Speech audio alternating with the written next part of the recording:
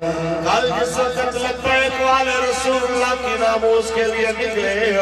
اپنی جانوں کے نذرانے دیے، بابا جی علیہ رحمہ نے ویل چیئر پہ بیٹھ کے کتنے مہینے جیل میں بھی گزارے، تو ساری تکلیفوں کو دیکھ کے ٹی وی پہ آ کے کہنے والا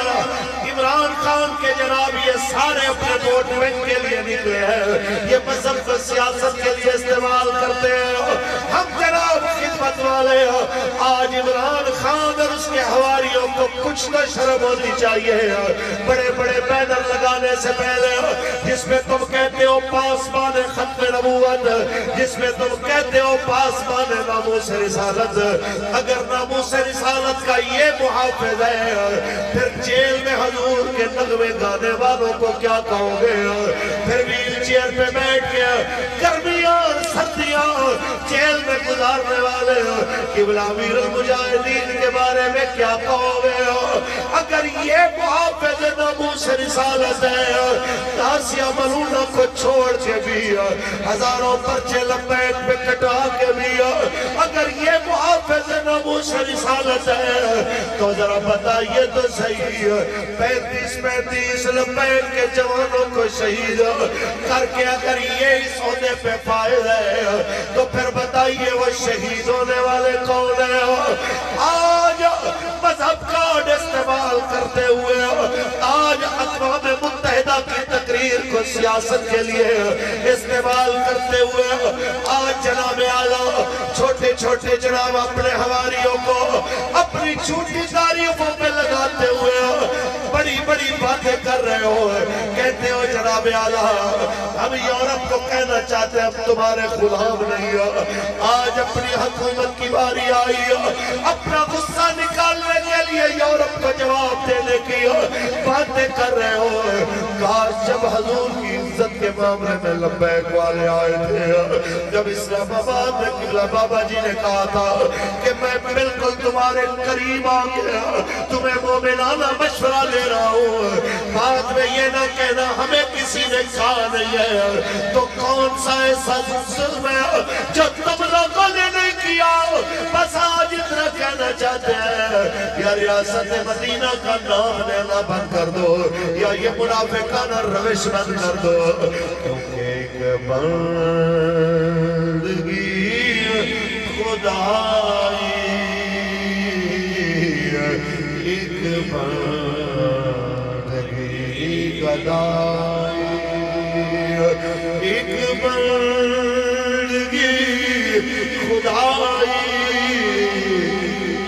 ایک بندگی گدائی یا بندائے خدا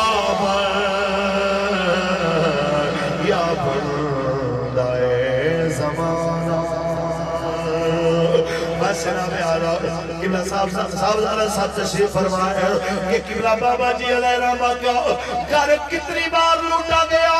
کتنی بار سامان توڑا گیا، اور خود حضرت کو بھی کتنی جناب اعلیٰ تکلیفوں کے ساتھ دو چار ہونا پڑا۔ جب پہلی بار حضرت کے جناب گھر پہ دعویٰ بولا گیا تو اس وقت قبلہ بابا جی کو خبر پہنچی تو آپ نے ہمیں فرمایا، آپ کہنے لگے مولانا آج انس کو بڑا مارا ہے، انہوں نے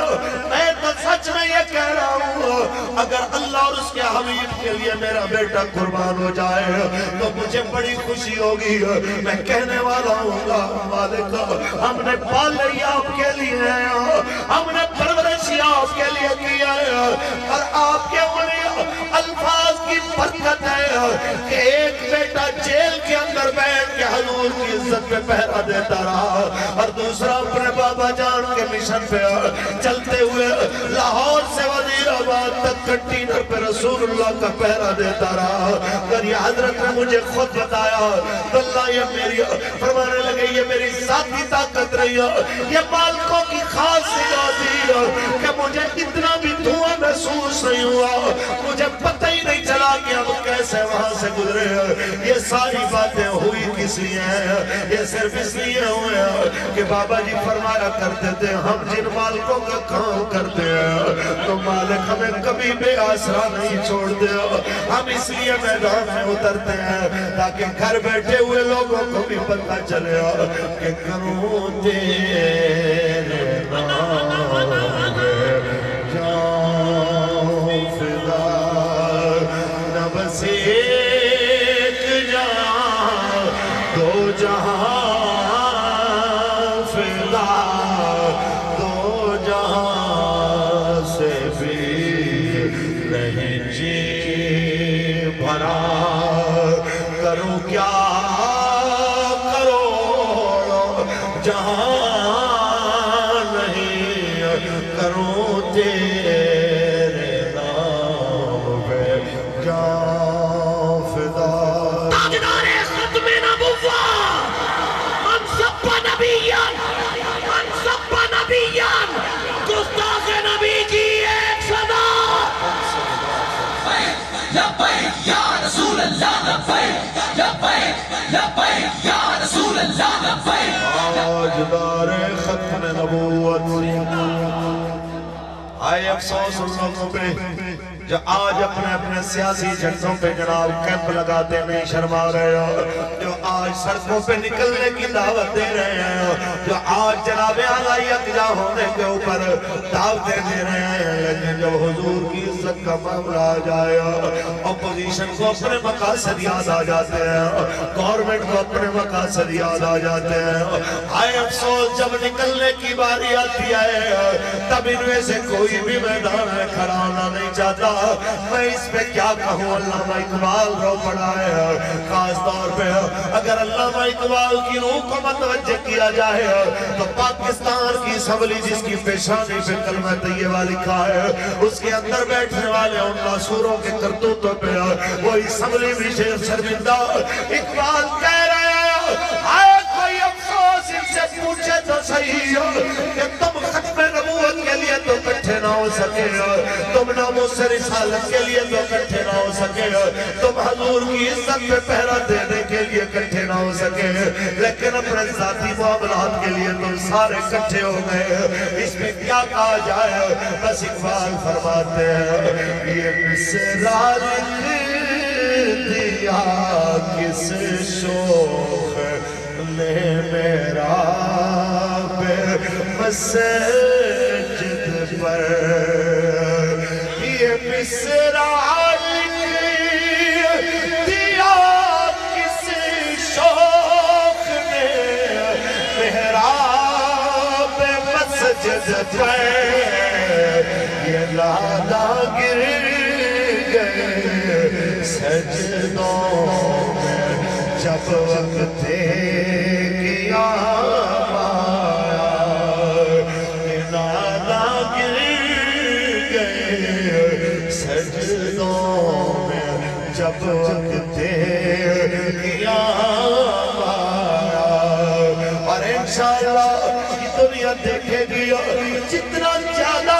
یہ ایک دوسرے کو دنیا کے سامنے آشکار کریں گے، جتنا زیادہ یہ ایک دوسرے کی کرتوتیں دنیا کے سامنے بتائیں گے اتنی زیادہ لبیک کا موقف دنیا کے سامنے واضح ہو جائے گا۔ ہم نے کیا کہا تھا، ہوا کیا ہے، مجھے آج بھی وہ بابا جی علیہ رحمت کا جملہ یاد آتا ہے جب خان کے ایک وزیر نے کہا ہم 100 دنوں میں یہ کر دیں گے، ہم پہلے 100 دنوں میں یہ کر دیں گے،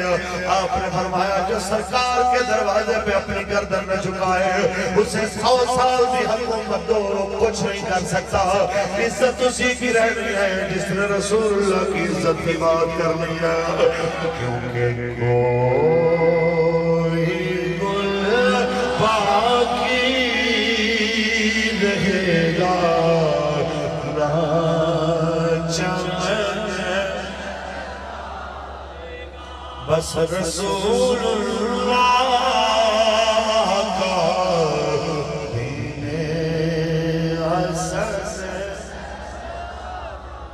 تاجدار ختم نبوت۔